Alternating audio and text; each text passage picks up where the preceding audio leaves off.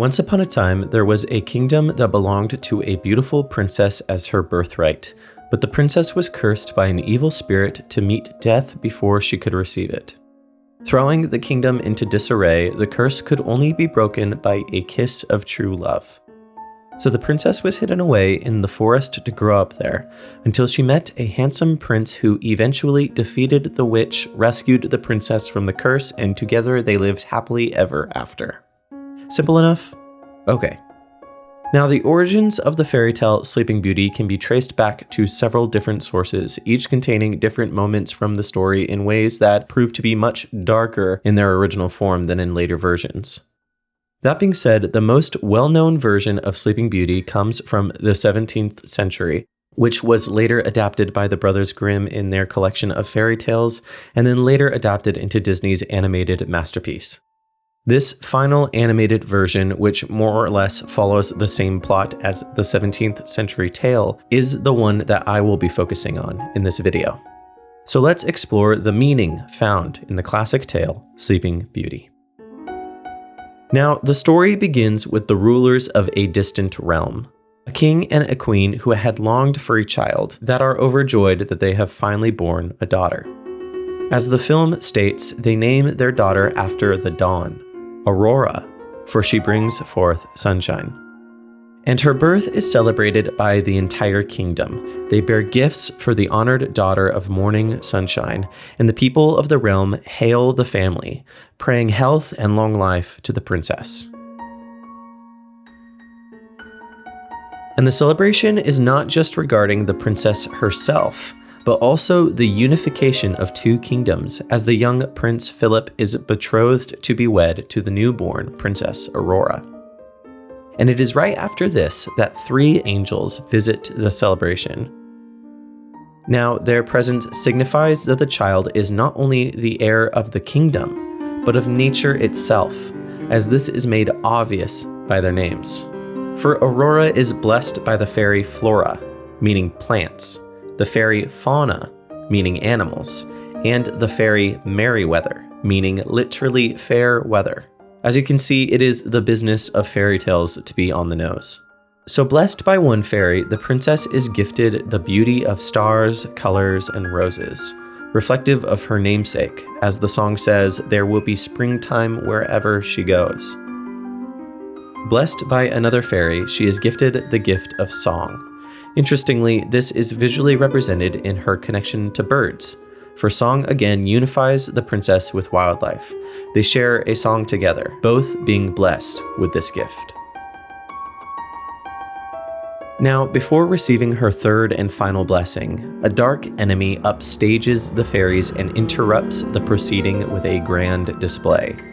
This enemy is the manifestation of death, with pale skin and yellow eyes being visual signals of lifelessness, and with a bird of prey on her scepter, almost as though it is ready and waiting to feed on the flesh of her victims.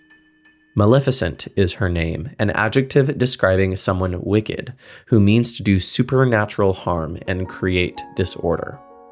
Upon arriving, Maleficent derides the grandeur of the royal procession and mocks the nobility with contempt. By calling the fairies rabble, it is suggested that Maleficent was perhaps once among their ranks, possibly even holding a high position in their court or having served the High King. But now, for some undisclosed reason, she has since been outcast. So Maleficent visits to place a curse on the princess, as she is determined to fulfill a dark prophecy and undermine the previous blessings bestowed upon her.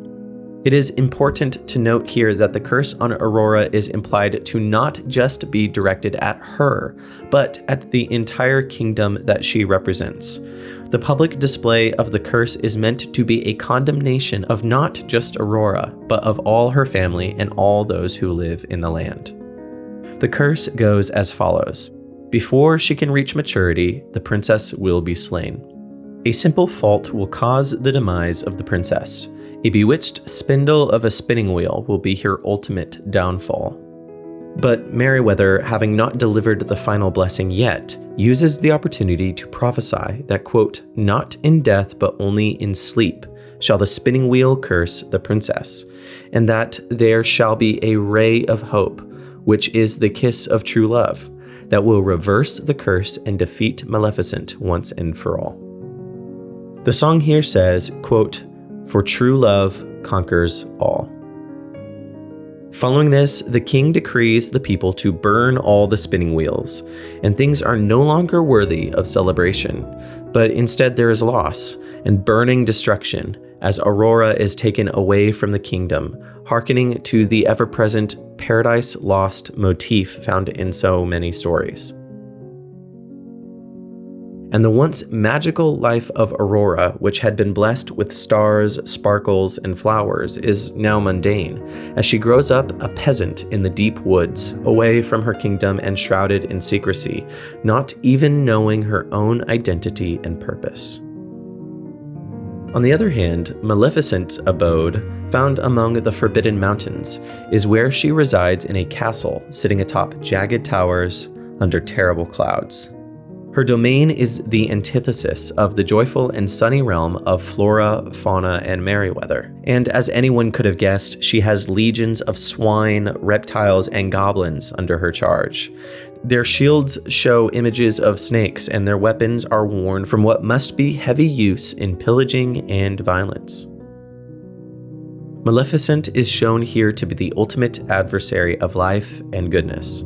Her domain is hellish, lifeless, like a dark underworld, like murky water, or a dry desert.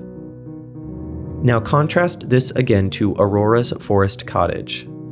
The princess, now aged to near maturity and known as Briar Rose, is not at all wise to her true calling, nor the danger that awaits her.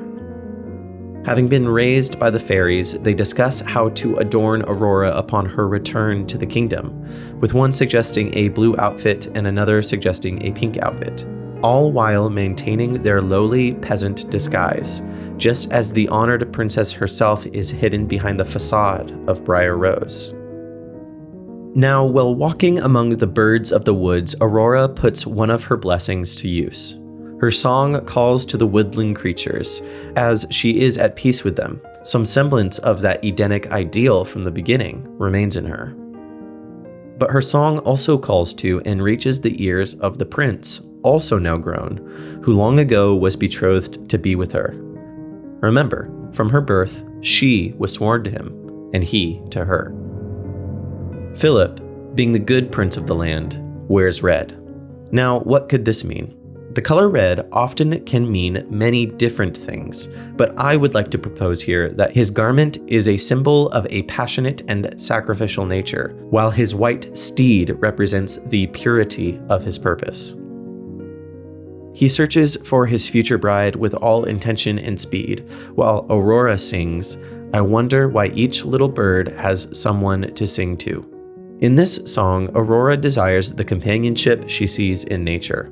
She observes that each bird belongs to their counterpart, and she sings about a divine appointment in which she hopes to find her counterpart with whom she can join melodies.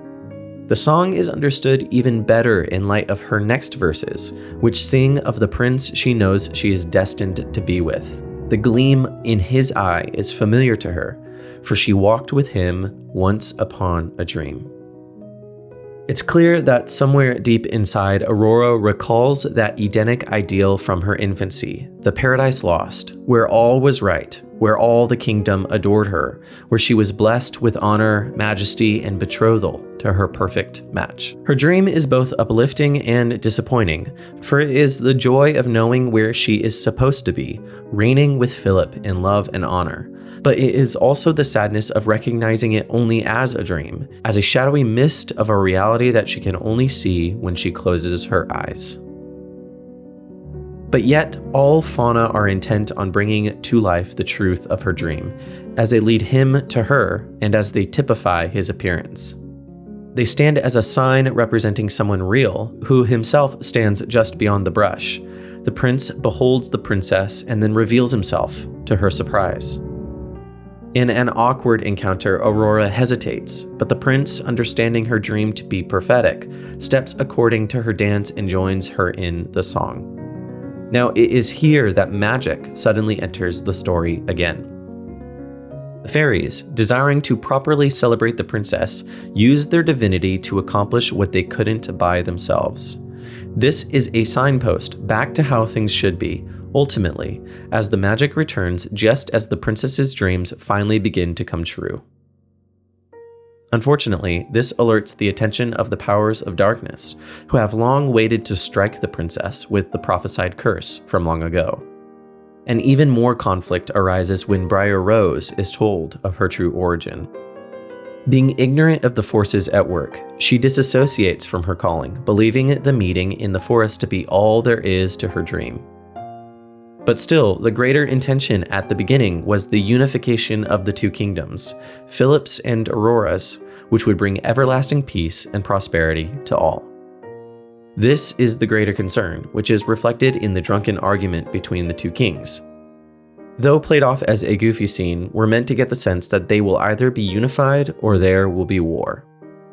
Now, as an aside, a word on Philip. Philip sees Aurora, the honored princess, as a peasant girl. He cares not for her wealth or her status, but only that she dreamed of him and he of her. The blessings bestowed upon her by the fairies preserve the beauty of Aurora for Philip, for her song ultimately drew him to her. And despite her seemingly low position, he knows that they belong together. He doesn't care to marry a princess, he cares to marry her. But Aurora is disillusioned. Having met her prince but not knowing it, she is grief-stricken and unwittingly set up for destruction. The prophecy of darkness is ready to come true, that was made by Maleficent all those years ago. Maleficent preys on Aurora in the dark hallway, placing Aurora into a trance. Like a snake waiting in tall grass, Aurora is drawn up into the dark tower by Maleficent away from her guardian fairies. She is turned zombie-like, as though her death is already upon her. Maleficent summons the tool of Aurora's demise and draws her in. And Maleficent, the mistress of all evil, seems to have won. Shrewd and cunning, she berates the fairies as lowly and simple, and revels in the curse of the princess, laughing as she retreats back to her dark tower. Aurora, now officially Sleeping Beauty, is virtually lifeless, suspended in an ageless sleep. And in response, in an unexpected action, the three fairies spread the curse of Maleficent to all the kingdom, on behalf of Aurora. For now, as she sleeps, so will all her people, like stones, until the hope of her salvation comes true. Note that here the song says, "One day he will come, riding out of the dawn." The only hope for Aurora and the kingdom is the ray of light that was prophesied at the beginning, which, if you'll remember, is the kiss of true love. Only the prince's kiss can break the curse and save the princess, and as well as the kingdom, from eternal sleep. But before he knows what to do, the royal prince is ambushed by Maleficent and her ghouls, bound and taken to the Forbidden Mountain. Here, Prince Philip is locked away in the dark castle's vault, while the kingdom sleeps, seemingly without hope. And yet, aided by the divine powers, the prince is freed from the dungeon and called into action. The good fairies meet with him in Maleficent's lair, and he is properly equipped to face Maleficent and heroically save the kingdom from eternal sleep. By the power of the fairies, the prince is armed with, as the film states, the shield of virtue and the sword of truth. And again, as the film states, these are the weapons of righteousness that will triumph over evil. Here, the solution to the conflict is only virtue and truth, culminating in true love, which can ultimately defeat Maleficent and reverse the curse on the princess. And now, the final battle between the hero and the dark powers begins. Bearing the symbol of the cross on his shield, the prince wages war against evil to rescue his bride. And being still aided by the fairies, falling stones are turned into bubbles, and flying arrows are turned into flowers. It's as though all the works of the enemy are being turned into things of beauty and whimsy, and rendered powerless. The spirits and the goblins fight against one another while Philip gallops away on his mount. The witch joins in the fight and sends forth her spells from the roof of the Dark Tower, attempting to stop Philip from saving the princess. She traps him in a thick forest of thorns, which Philip hacks away at with his sword of truth, until he finally meets the enemy at the very gate of the kingdom. Maleficent, in her own verbiage, unleashes all the powers of hell. Taking on the form of a dragon and bellowing green fire, she embodies the surest symbol of malevolence and chaotic destruction. Here she is the Chaos Dragon, the deceiver of the whole world, the great adversary.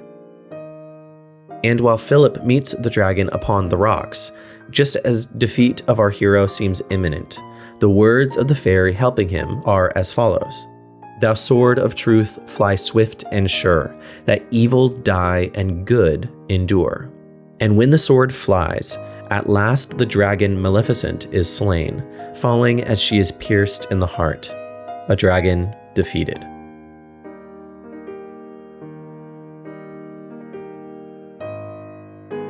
And yet, the kingdom still sleeps.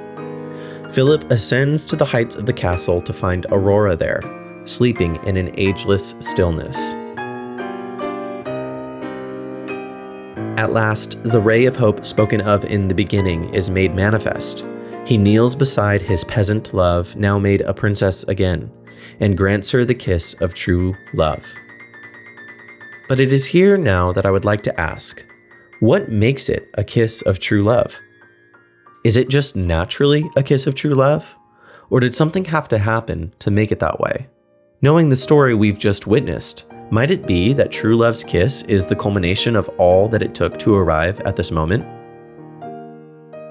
For laying down his own life, Philip charged forth against Maleficent, fought with virtue and truth at his side, and defeated the dragon of hell. In light of this, the kiss of true love comes as no surprise, for Philip risked his own life for her sake. And at last, the princess opens her eyes and literally beholds the prince of her dreams. The kingdoms are awakened and restored, to be unified together finally, as was intended from the very beginning.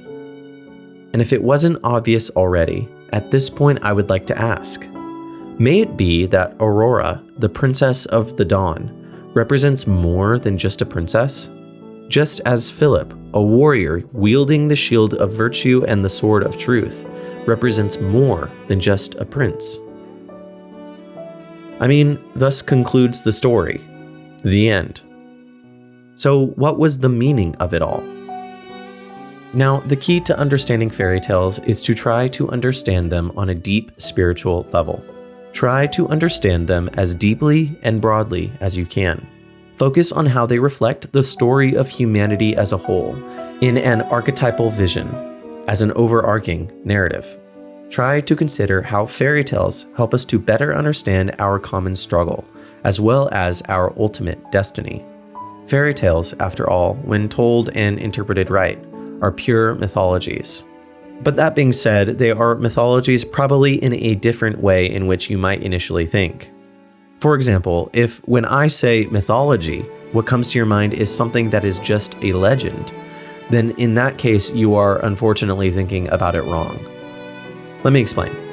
For something to be mythology does not mean that it is not real per se, that it is not really relevant to the human experience, but more importantly, that it represents reality in a much greater and more significant way than simple explanation or exposition can. That may be hard to grasp initially, as our modern culture focuses heavily on explanation and exposition. But alas, fairy tales are wasted on this focus. No, fairy tales direct our attention to higher and more essential senses of being that shape our consciousness and help us meditate on the deepest mechanisms that are at work in the world. They point us toward ways of seeing the human story as though we are looking at it through a dream, in a way in which our imaginations are enabled to help us to better understand our place and our destiny. All this to say, when examining it on a mythological level, Sleeping Beauty presents that even though paradise was once lost, with a shield of virtue, a sword of truth, and a kiss of true love, the dragon can be slain. The eyes of everyone can be opened, and the bride can finally inherit the kingdom alongside her bridegroom. Paradise lost can once be restored again. Therefore, the union of Sleeping Beauty to the heroic prince symbolically represents the union of humanity to the divine. It is mythologically showcasing that day when at long last the dragon is slain, and two blessed counterparts, two realms, can come together as one, to signify the dawning of a new world, one of everlasting peace. To conclude, I would like to share a passage from the Revelation to John as a reflection.